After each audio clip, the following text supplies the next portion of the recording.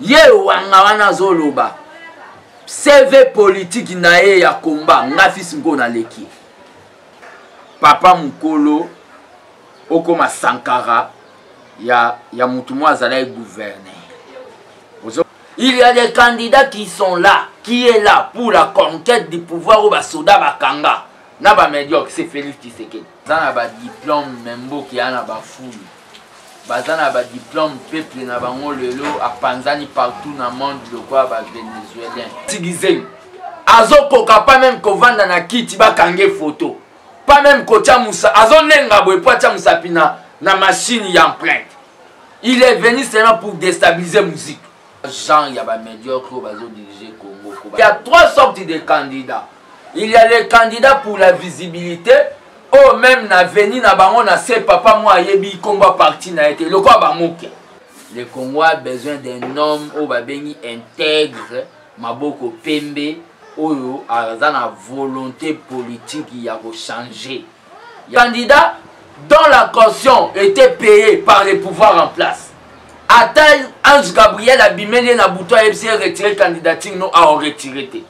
Il y a des candidats qui sont venus pour déstabiliser seulement l'électorat. Les comparaisons inutiles pour ça la Moïse sentiment de l'embom. Saki alingi atala émission ya kambangu info plus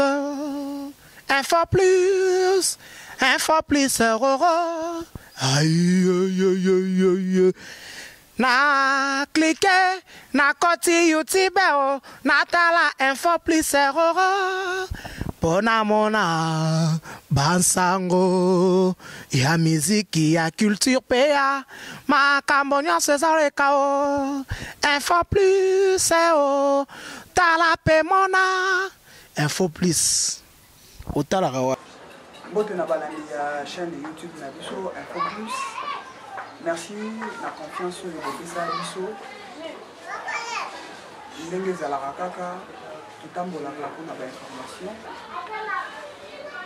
tosalaka mosala oyo mpona bino bao bolandaka biso chaque jour soki toyoki information moko tozangaka te mpona koinforme bino bao boza libanda ya mboka nakoki kobanda émission te sans que napesa quelques personnes qui ont soutenu la radio, moi Bambote, il y a les bossos mon 2G, Lukman Boudimumba, Yami Balé, mon vieux Babi Mboli, l'agence Badem, merci. Lelo Tozali, dans le quartier des bonhommes, Toyo Koluka, Ndepomoko, Mingi Bayebiye, Mingi Bayebiye, mais la majorité Bayebiye. 20 minutes, non, ça émission. Nayende Tokosolola, Maye Matali, IDPS. Ndekwango nani? Ndekwango fils Mukoko, secrétaire honoraire de la mobilisation, il y a IDPS, Naye Toyeto Solola, IDPS, Ezoke Nengenini, Kalamingi Tea Totalaki, n'a pas publication que l'information sur le président Félix Tshisekedi a fait ça qui est Alifos, même projet de société na yoane est Alifos. Yango na yango toye koluka ndeko poto solo na ye yazami ni placé pour na aye bisa biso pe a éclaircir biso ezande ngelini na yango to côté c'est bonjour secrétaire. Ah bonjour ndeko. Bonjour. Bonne santé. Santé ça va avec la grâce de Dieu. Santé, ça va par la grâce de Dieu. IDPS. Bon, IDPS c'est bien. IDPS sans Tshisekedi. IDPS aujourd'hui, c'est la même chose. Tout ça bien avec le président Félix Fachi. Déjà, dans l'annonce, par rapport à la rumeur, la spéculation, les cas que na ndenge président Félix Tshisekedi a postulé la candidature à présidentielle. L'information après ce qu'il y a dans la classe de Yatanga, ils a fausse. Est-ce que Bino Bato Bozan a saint il y a plus de pèse Moyo Kiango? Ouais, Toyo Kiango ndenge ba comment ko utiliser les réseaux sociaux Et ça qui ils ont peur. Pour la vie sotobi qu'ils ont peur. Makambuke, ba diplôme na ya président Félix eza force vraiment batouan bazoloba. Ba papa na bango bakwa batangisa bango koleka mwana ya premier docteur en droit. Est-ce que bazoye ba ndenge nini Tshisekedi pouvait être sévère na bana na ye na makambo etali étude le premier docteur en droit oyo aleki ba papa ya batouana oyo baoloba. Et à part ça, batouan baoloba bango moko tocha entre guillemets bazan ba diplôme.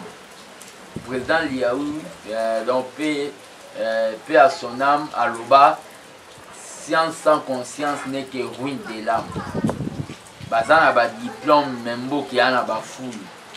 Bazan ba diplôme peuple na bango lelo a panzani partout na monde de quoi ba vénézuélien. Ba congolais ba komati ok kotala lem susu na île Comore. On va pouvoir sauver vie na bango ba congolais baza coincé na exode à cause ya ba pouvoir na bango voyou. Batouano baoloba bana ba diplôme ebele wana. Et Tshisekedi dans le livre il y a itinéraire du combat à l'Obaké. Il y a des gens qui sont bêtes même si bazan a 3 doctorats. Et ça gens il y a ba médiocre au bazo diriger Congo ko banda na président na bango ti na ba administrateur tout. Koya ko ba mamba diplôme, le Congo n'a pas besoin de diplôme. Le Congo a besoin d'un homme au ba bengi intègre maboko pembe oyo azana volonté politique il y a ko changer. Excusez, cause la volonté politique il y a ko changer oui. Mais binomoko bozomona te quelque part pourquoi ka baponiye pourquoi il faut ezalaye batouana eza lokuta pona bino. Le problème qu'il y a c'est quoi Félix na moment où Yakobo ezate c'est le candidat favori et les candidats donc les candidats du peuple non les candidats de lobbying occidental. Félix c'est le candidat du peuple.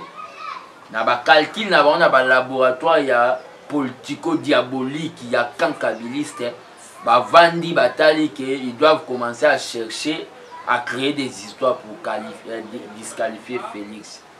Ba koki na ba ko disqualifier ba tumususu mais Félix Tshisekedi comme est le candidat du peuple si ba komi na point ya ko publier ba biloko na wana ba ballon d'oxygène bazo meka quoi.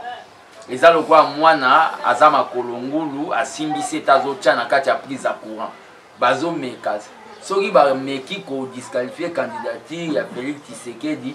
Ces élections-là n'auront pas lié ici en République démocratique du Congo pour Babimisa, Oyabango, Chadari, Otobeni, Dakar, entre guillemets. Mais balobi lisusu kaka na nini wana na publication wana projet à société oyo président Félix Tshisekedi asali apesa ki wana eza mensongère eza la comédie et ko existait même pas na côté à comptabilité mais ayebi même pas. Au moni l'air bazo ba kota comptabilité torokende na ba on a ba projet de société au moins projet de société il y a ba médiocre ba kabiliste projet de société na bango d'abord ezao ba bengi plagiat ya manifeste de lancer les projets de société au tisseré da salaka mobutu aboya ko exécuter ça c'est un. Projet de société à Félix Oyo, ils ont la lutte contre la pauvreté, parce que c'est ça notre combat pour maintenir le peuple congolais dans la pauvreté la plus noire du monde. La lutte contre la pauvreté, projet de société est tiré origine dans le projet de société, il y a docteur en droit Etienne Tshisekedi, où il y a là qui est intitulé le peuple d'abord. Koya koloba na biso par rapport à ba chiffre biso to tenir compte na ba chiffre to pesi ba chiffre mo to kolobeza provisoire ya budget ya 76 milliards. Vous comprenez ba budget wana to pesi que nous allons travailler que budget ya Congo est à 76 milliards. Mais na moment où to lobi bongo to yebi bien que toko kanga ba madusu nyonso bango bazwa mbongo wa leta o ba bengi ba source na bango bazotongela ba immeuble a peuple azola na ba bikok neto Vous comprenez? On sait très bien que budget wana et komata. Le problème qu'il y a, c'est quoi? Pour la bisoi de PES, l'Union pour la démocratie et le progrès social, pour la bisoi de PES, ce n'est pas les chiffres et yangonde et kozala projet oyo peuple a se retrouver. C'est d'abord la volonté politique et l'âme de changer des choses. Tous a expérimenté projet de société na biso, ils ont se différé na ba projet de société ya batunion so ba ya batunion so pona nini. Nous avons eu beaucoup de temps, beaucoup d'années. Il y a pour critiquer yango pe ya ko nourrir yango. Il y a pour critiquer yango pe ya ko nourrir yango. Lobby kaka na ba chaîne locale na biso wa tolandaki ministre moko ya mboka na biso koloba ke bozo benga Félix Tshisekedi maboko pembe yango c'est un aventurier, c'est un fainéant. Bozo bengela maboko pembe par rapport ya nini ya zomone loko moko tie oyo bino boko bengela maboko pembe ayebi nini pa sala déjà nini ko bengela maboko pembe oya le bien là Thomas Louaka naza si ya Thomas Louaka oya zalaki très pembe nyambemba au moment zala secrétaire général ya MLC. Vous comprenez? Un traître comme ça, on a fait ce qu'on a vaut mieux que Tikata soda mour en vie que Tika traître net un politicien sans base a échoué lamentablement dans l'élection de la députation nationale. Ba politicien a des missions TV. Thomas Louaka dans le roi. Félix Azama beaucoup à Pembe parce qu'il est vierge politiquement. Na ba combine na ba on a maram na ba on ya ba mafia politique ya vous faire souffrir peuple congolais atika kozala.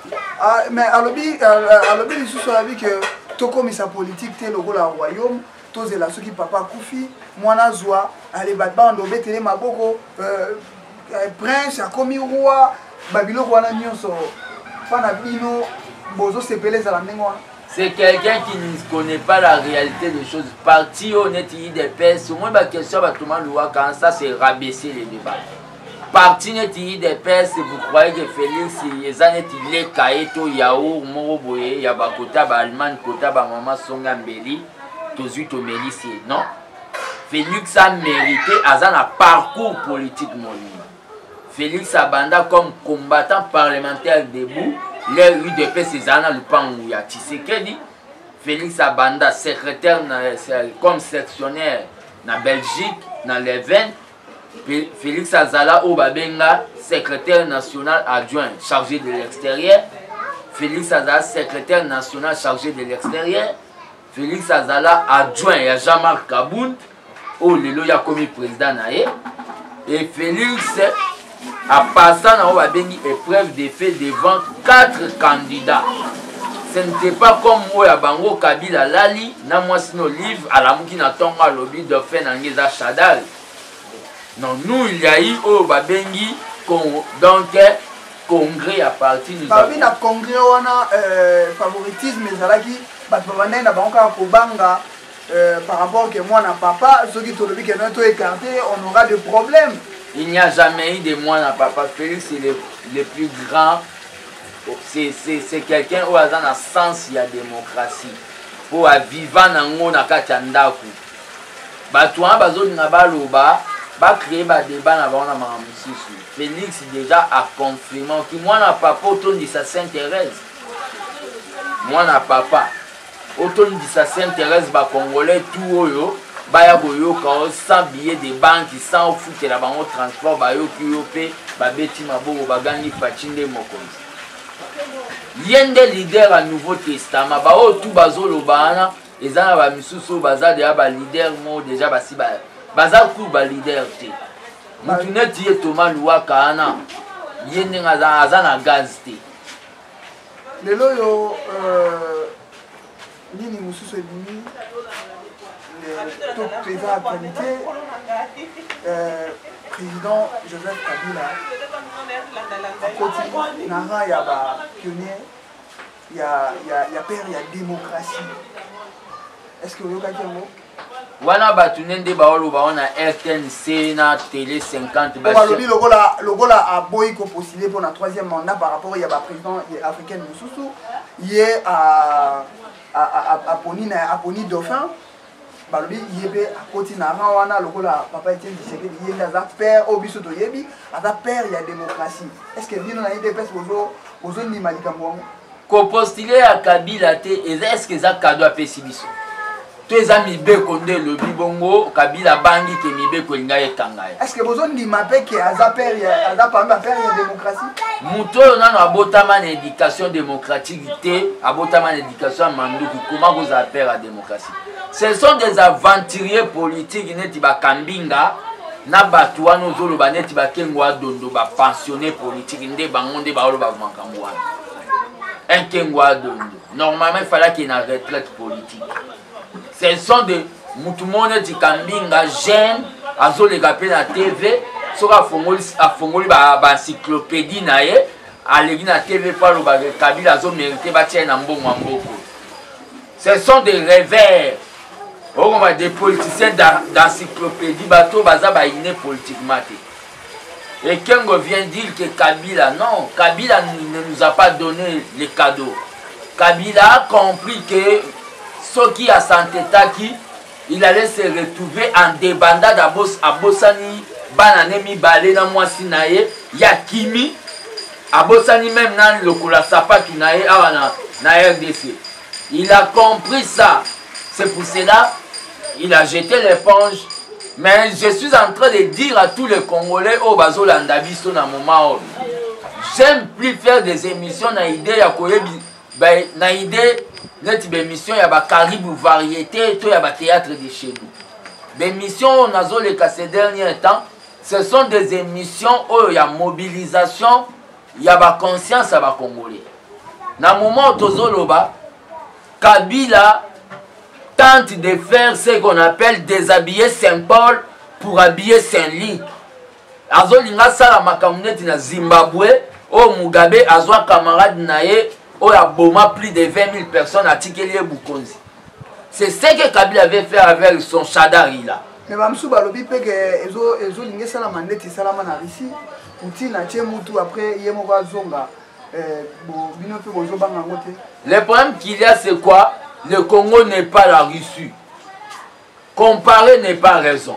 Ça c'est le Congo de Kimbangu, le Congo de Lumumba et le Congo de Tshisekedi. Nous sommes en train de dire aux Congolais la vision à Kabila que peuple a se retrouver après Kabila égal avec Kabila, peuple va se réveiller. La lutte n'est pas encore terminée. La lutte terminera le jour Tokota na Kingakati et le jour Tokota na Kingakati et Kabila à prendre fuite. C'est ce jour-là que nous allons fêter. Le moment n'est pas encore à la fête. Pour nous, on a lâcher prise vis-à-vis il y a des médiocres oh bazo nga ba se maquiller. Mais ba msusu ba lobi lisusu que élection comme ça donc il y a transition deux ans il solo wana bino et comité to ezobeta matin. Élection vous allez par rapport à quoi? Élection vous allez par rapport à quoi? Bamsou bazolo bango déjà na évité so éviter que non élection vous allez toujours que na transition. Pour nini élection vous allez pour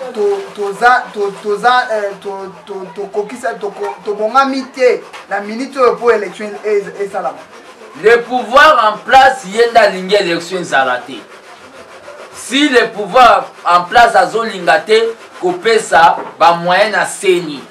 Et le pouvoir en place est juste seni lokola muta musala na ye. Bangonde ba lingi ba élection. C'est là où Nazolo Banabatu et Loko na Lobaka, il y a 9 mois passés, nous allons aboutir à ce que moi j'appelle l'opération DTE. La destitution de M. Kabila, la transition sans M. Kabila et les élections. Élections, Zalatene Kabila zo kanisa, naba jenayo yazo sala, pour na biso, c'est une bonne chose, pour te chasser na pouvoir. Parce que les élections, biso tolobi, oui pour les élections, mais non avec la machine à voler. je continue à le dire.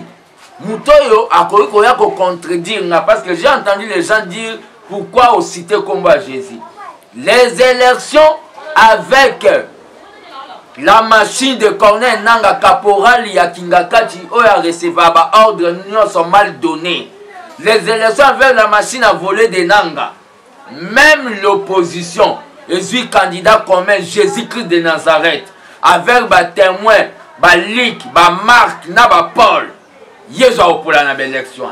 C'est que nous avons un combat, il y a qu'à réformer Seni, pour la machine. C'est pour ça que je dis la lutte à continuer. Vous comprenez? Même si dans l'opposition, vous candidat commun, jusque-là, le dossier est un peu flou. Toujours mon abinoté, IDPS, MLC, INC, bande comme ça, est-ce que vous avez que Nandengo, ceux qui ont dit que Nandenge na bino, bazala dispersé, malgré le dauphin, au bino, vous avez dit que à combattre bino. Bon, question non, synthétisant, on a répondre à mes confrères. Ma candidat comme ils ont priorité. Les Andés battus à Aner, Bakabiliste, médiocre, les assoiffés du sang, bateau Revagabasa, Bangana Benga ou Mélacratie, pouvoir sans fin. Bangonda à travers le service na bango ya Aner, Baobete la Ngombunda. Candidat comme opposition, ceux qui toquetaient, sont toqués en ordre dispersé pour les abattus à Aner. Le problème n'est pas le candidat commun. Le problème est ça, il y a transparence, il y a des élections, puis crédibilité, il y a des élections. Ceux qui ont les machines à voler, toqués même en ordre dispersé, Félix Tshisekedi va gagner les élections. Mais ma candidat commun au Batubazoya Koloba, le peuple congolais partout à Azali, Azan a besoin d'un mouton, Azan vierge politique. Azan a besoin de moutou oyo Kiza était dans Makambumo qu'il a tué ou il a fait ceci, il a touché peut-être comme ça. Azan a besoin de moutou moté ou Azan a une immoralité ou la soirée basia batou pe bimina ba on a lieu public. Mais par rapport à Mambo Nuyozolobila, on m'a dit que quelque part bino mogo na kati il y a opposition vous a soudé. On doit se dire la vérité parce que la vérité libère. Il faut tout le ban la vérité. Togo ça en assemblant. Nous sommes des leaders. Nous avons des gens au makila na bango ezoganga. Oh il faut honorer bango. Ba Serge Lukusa. Nous avons des gens au Bakufa devant Seigneur net ba Serge Lukusa. Nous avons des compagnons comme les Rossi Mukengi. Il y a des gens au Bakufa na permanence nation Kabila Bomo Aboma Bango à l'aini devant les yeux de la communauté nationale et internationale. Batouana, il faut honorer mémoire na bango. Et na ba combat obiso to sala, to koko tiki la mutu morote, il se réveille dès matin, il vient ba moi lobby que moi aussi je concurrence. Pour conclure pour un candidat commun. Il y a trois sortes de candidats. Il y a les candidats pour la visibilité. Oh, même na veni na bango na se papa moi yebi combat parti na été le quoi ba moke na veni on ya vandara na quoi na ngona se na numéro 1 papa moi yebi combat parti na été. Il y a des candidats oh ba pour la visibilité ne ba moke. Il y a des candidats dont la caution était payée par les pouvoirs en place. Atteint Ange Gabriel Abimene na bouton FC retirer candidature non à retirer. Il y a des candidats qui sont venus pour déstabiliser seulement l'électorat. Laissez-moi le temps. Azo koka pas même ko vanda na kiti ba kange photo. Pas même ko tia musa. Azo lenga boy po tia musa pina na machine y empreinte. Il est venu seulement pour déstabiliser musique. Il y a des candidats qui sont là, qui est là pour la conquête du pouvoir au basoda bakanga. Na ba médiocre, c'est Félix Tshisekedi. Dans la situation wana to komi na point bitumba na biso vous sentez ba parti wana tout pour la makambo machine à voler bazo bimisa o loko leza loi moko ya Moïse oyo eza non discutable mais bazo kenega na mambu pour distraire l'opinion au moment Kabila a foutu la bande à caution Et nous disons que nous avons un projet de société que Tshisekedi a laissé pour honorer mémoire de Félix Tshisekedi yende candidat à peuple. Ceux qui bango baza ba candidat ya ba lobbying, to ba candidat ya ba Louis Michel, ils ont problème na bango le peuple congolais aza peuple en 1960. Ndeko Fils Mukoko, ndeko mosusu a sali analyse a comparé Félix Tshisekedi na Moïse Katumbi, bango nde baza ba figure emblématique. On a yo ozoni mango to peut-être yebe a sali li ba sentiment na yende ba ko mo lo ba kenom muso rola la muki a sali li ba sentiment politique ne comme na Congo. Au moni vous mes ama mingi le ozotu na Congo comme ne wanga eza monsieur wanga oyo basala na kamera. Au moins bato ebele politique na bango le bazo sala eza vraiment ba politique mo boye eza mawa papa mukolo okoma Sankara ya mutu mo azala gouverner. Vous comprenez? Donc ça ce sont des Sankara politiques. Vous comparez Félix Tshisekedi dans la dimension de Mandela. On a confirmé, ça m'engage. Tshisekedi dans l'équipe Mandela. On a zolo ba Tshisekedi dans l'équipe Mandela. Tout n'a point. Tshisekedi dans l'équipe Mandela. Mandela sala combat face na Mindele. Donc combat na e ezala facile que noir nyon soit kotango. Tshisekedi soit ça combat face na ndekone mutu mwini. O ndekone pas na bandeko mais Tshisekedi a convaincre batu ti na gemena. Donc pour na yo comparaison o basali ya Félix Tshisekedi na Moïse Katumbi. Et donc ekoki ko sala maté to ekoki pe ko exister. Et ça comparaison mo inutile pour sala Moïse sentiment ndele mbongo. Vous comprenez? Pour ça Moïse sentiment ye moko wangana o azoloba wana po ba makambo batu ba kolobo bino batu a IDPS Augustin Kabuya Fils Mukoko bo dosete soko provoquer ba makambo susu il faut swapper ba missile balistique. Ozo comprendre les yozo provoquer ozo ebateke biso to ba combattant to beto grenade ye wangana zoloba CV politique na ye ya combat nga Fils Mukoko na leki. Et ça va comboka ya lobby. Quand nous avons commencé la politique na Mboko, na ba Jacques Matanda. Vous comprenez? Bewangana bazala ite. Na ba Martin Nolé. Quand nous avons commencé la politique minière. Ce sont des gens baye, ba commission ba gouverneur, trop de médias, ba comme on ba ya ba loba. Ça c'est quelle histoire? Histoire à Corée, à Ping Yong, il y a quoi comparer Tshisekedi na Moïse Katumbi. Mais peut-être à sali comparaison là par rapport il y a que Moutou a sali déjà na Moutou a salité. Comparaison au a sali wana eza erroné. Ozo comprendre? Eza erroné moni bato bongo bazola kisade bilongi na bango. Oh, na expérience politique par rapport au Moutou a travaillé déjà, na Moutou a travaillé na yebité to sala ba analyse ngana yo. Moutou a travaillé déjà yebi que politique ya mboka na biso za raboye. Moutou azolinga kota na politique ayebi na noté fo bala kisaye que non ah ba tchaka lokolo boy ah ba kendaka nango boy. Comparaison na peut-être cause na sens wana te. Kabilo batu ba komo bengo ou to efsanga ke batu ba komo reconnaître na dimension so ya ba héros. Asala. Yebi sanga Kabila place asala. Chef d'état-major. Ya wapi? Ya rébellion ya ba bot. Chef d'état-major na académie militaire ni.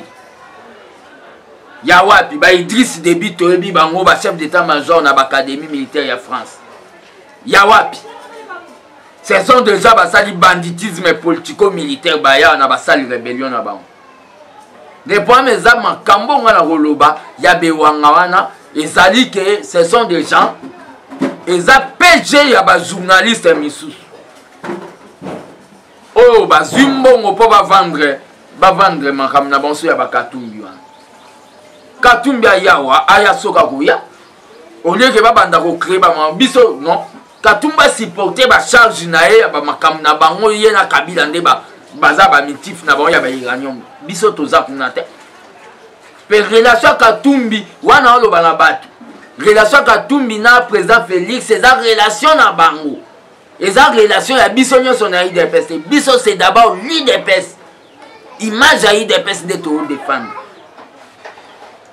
image ya IDPS besoin défendre toujours poussa na moke moke photo citer na émission na biso to longa na mamba politique to komi na mamba ba concert aux autres tindele biso ba invitation concert le 25 concert yango eza ya musique to eza concert ya ndenge nini ouais concert le 25 eza concert ya nakoloba ya pré-propagande ya Félix to utai kozwa inspiration o Tshisekedi pe asona mapesa biso ya osala nzembo vigilance électorale pour na président Fachi nzembo wana toyembeli Félix na kati to éveiller population tozolinga tobeta concert wana eza na idée ya ko récolter ba fonds pour na président Félix à la campagne to lancer récolte des fonds to comprendre le mot parce que l'IDPS oti serait d'attiquer la biso eza te parti politique le wa parti misu ya bewanga bato zotanga kombo pour basa l'action ye fabi misambongo na ya oyo azwa kasera zala gouverneur biso na IDPS ya la cotisation na biso des fonctionnaires à parti to comprendre que soki Félix Tshisekedi asali campagne na mbongo ya famille Tshisekedi c'est que famille na bango ba olinga bazwa bénéfice biso il faut to contribuer ya onde to créer activité politico-culturelle wana eza le 25 oyo eloko wana ya musique bato be ya politicien zoyemba ekomi so ayemba bondeni bamsu balobi ke momoni te ke bozolongwa na mamba politique bokomi na bino bato bozokoma na bino bawera boyebisa bato ke bokokoka politique te tozokoma bawera te mpo wera yembaka buzobologie non tozolanda bawera te jamais tokotikala mpo wera pa eboyemba te nanu tozokoma bawera te mpo biso toyemba autre chose biso toyembela mboka totikala jamais koyembela mipenda mwasi ozokomprendre le problème ezali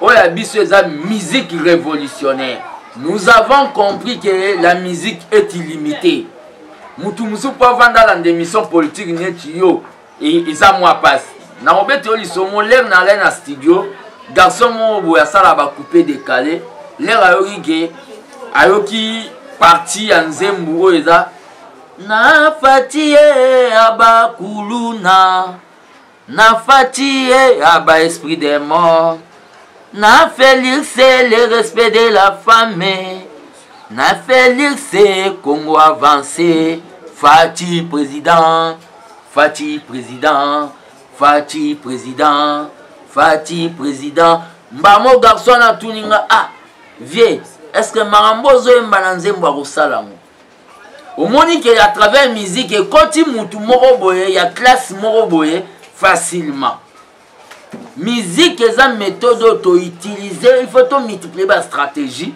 pour na kokota même na l'esprit ya bato yo balinga kolanda ba débat politique de suite na mensonge ya ba politicien et en plus musique eza arme mo ya makasi ya propagande c'est pour ça tozo lancer toza confronter concert eza le 25 nde toza boye ata tokei bralima to bra Congo excusenga pour la publicité ba sponsoriser bisoté groupe auto sali les chambres de la liberté et zappé à Félix Tshisekedi te tozo kumisana Félix Tshisekedi po aza na droit chemin soka bungi tozo souhaiter ngote toi ba prophète de malheur te tokoyemba ke Félix si o bungi nzela c'est-à-dire ça groupe ya ba patriote congolais toza na besoin ya appui na bino c'est-à-dire toza na nous confronter na problème à location ba instrument na bralima na bwa Congo ba olinga kozwa biso te toza confronté na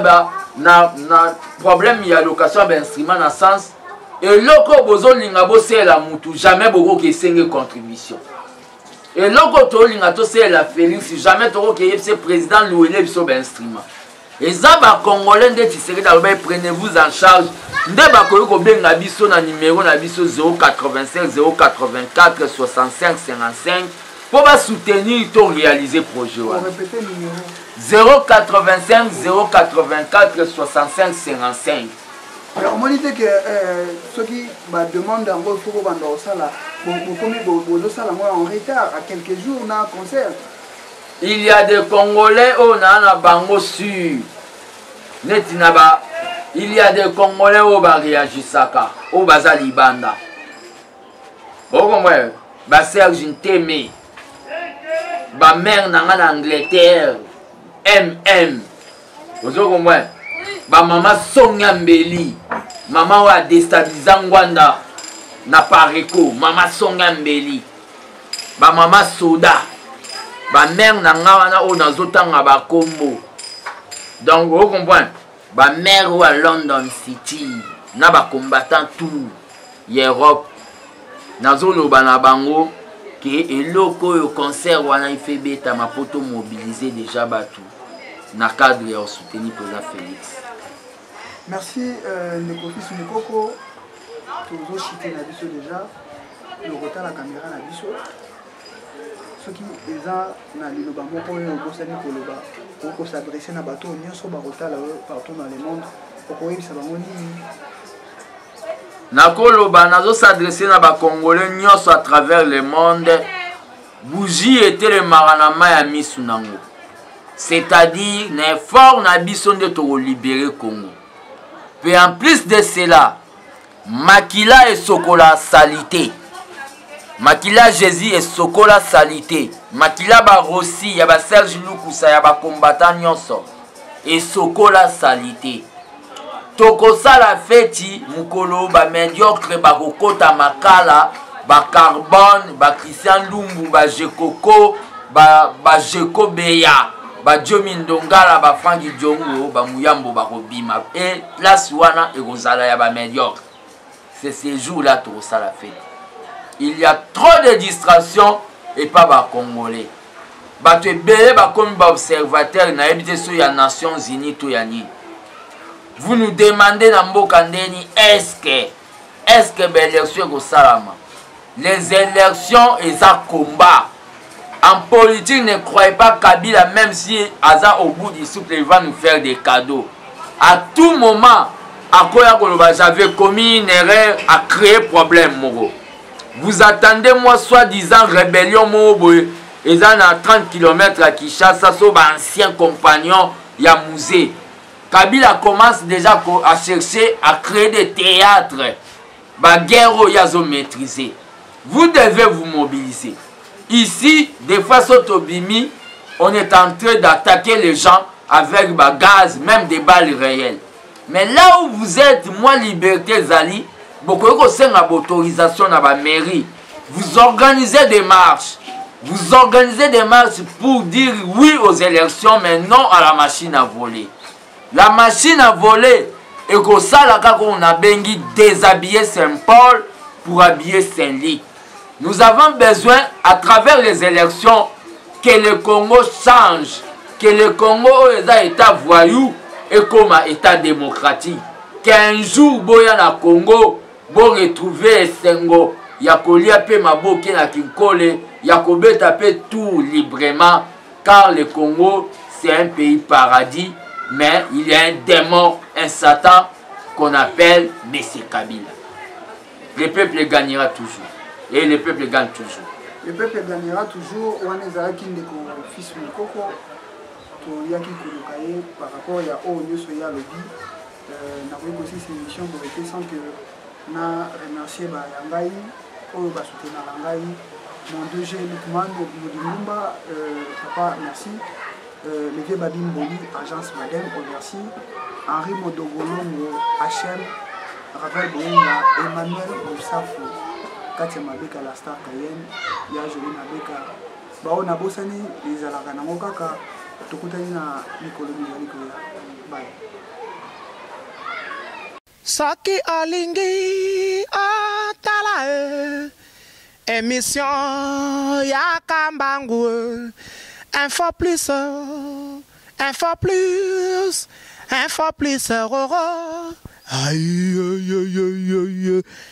Na cliquer, na côté YouTube, na tala info plus, pona mona bansango ya miziki ya culture pea makambo nyonso ezaleka o info plus o tala pe mona info plus otalaka